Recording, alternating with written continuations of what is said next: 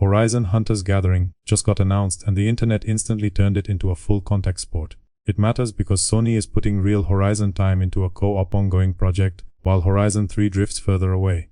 Just to clear the air, I'm definitely not an AI. Because if I were, I'd probably have a much cooler voice. Guerrilla and PlayStation revealed Horizon Hunters Gathering on February 2026. It's a 3-player co-op action spin-off for PS5 and PC with crossplay, with cross-progression, and with a closed playtest at the end of February. The pitch is hunt machines together, yet the first argument somehow became a debate about faces.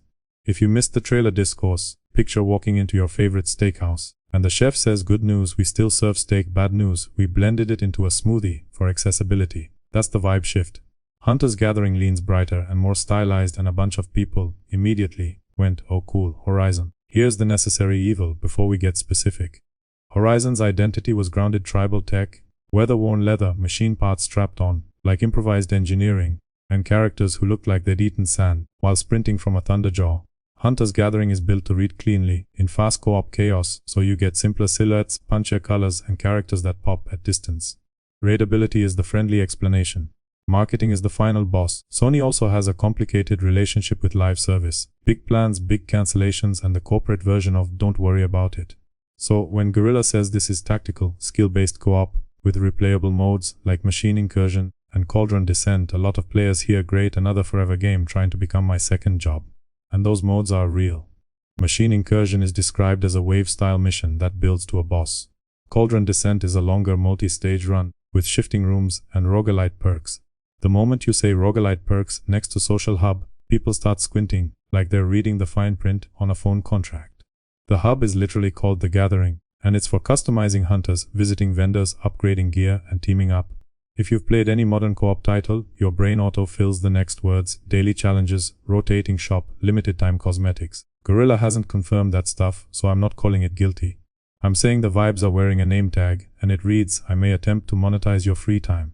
Then came the second explosion: culture war framing. Commentary videos and social posts are claiming media is defending the game by calling critics gooners, upset about woke character designs. The second that word hits the timeline, the discussion doesn't just derail, it launches into orbit. That label is annoying, because it turns every criticism into "you wanted hot characters," which dodges the real conversation about tonal consistency and whether the roster looks like Horizon or like a crossover event nobody asked for. Sure, some people are being weird online. That's normal internet weather. Still, reducing the whole backlash to thirst is a convenient escape hatch. So, let's do the comparison your brain wants while you chew. On one side, original Horizon, grounded materials, dirt-streaked surfaces, layered cloth and leather, scavenged machine parts integrated into gear like it's survival engineering. On the other side, Hunters Gathering, smoother surfaces, cleaner shapes, brighter accents, bigger visual reads for co-op clarity. The apple didn't fall from the tree. It got launched by a trebuchet and landed in a toy aisle. Original Horizon had that serious documentary meets robot apocalypse attitude. Hunters Gathering is giving Saturday morning squad goals, and the roster shots lean hard into archetypes.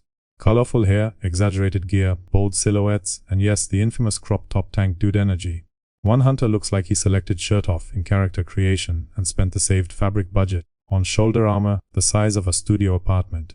Another looks like the game is daring you to screenshot him, so the internet can do what it always does.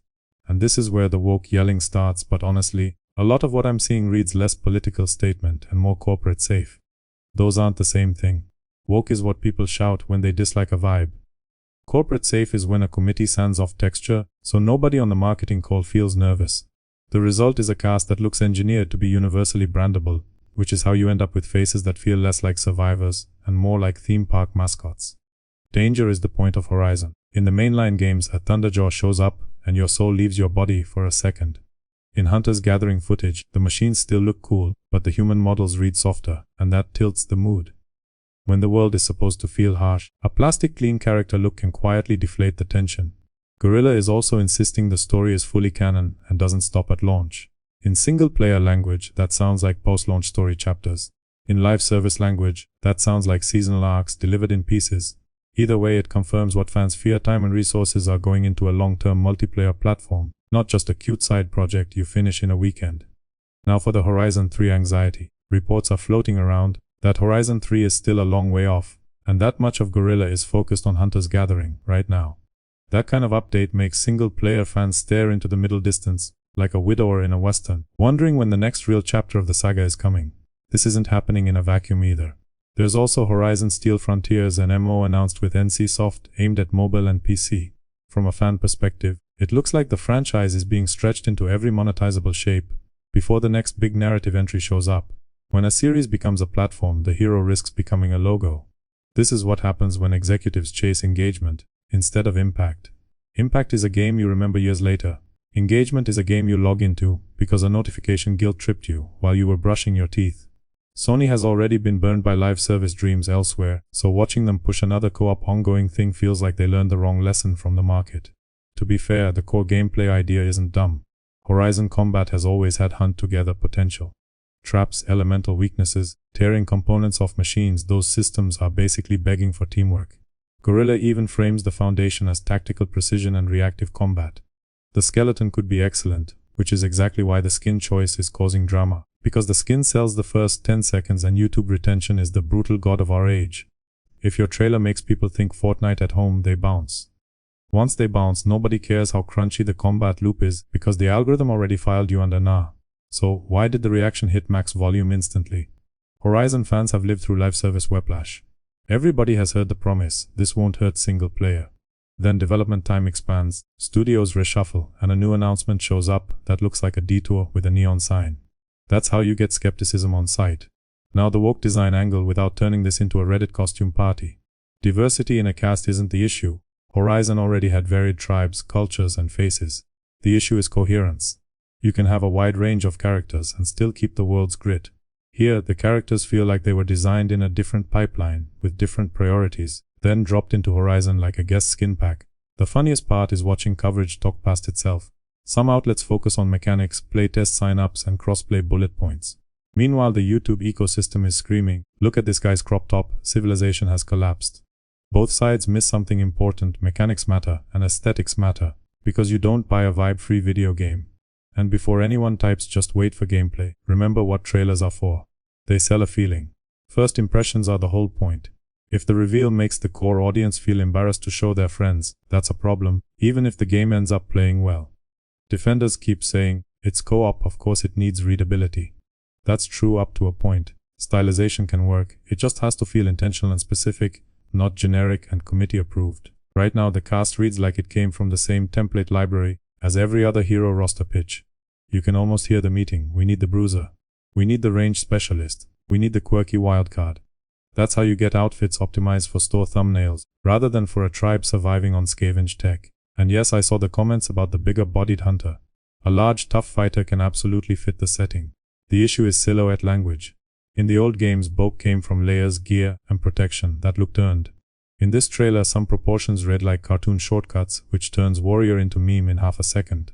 Toon decides whether a design feels like lore or like parody. This is also where the anti-woke crowd steps on a rake. People will scream about politics while ignoring the corporate incentives that actually drive most of these choices. Culture war noise farms engagement, yet it also protects the real decision makers who want a sticky multiplayer ecosystem. The suits love it when the audience fights each other instead of asking hard questions about priorities.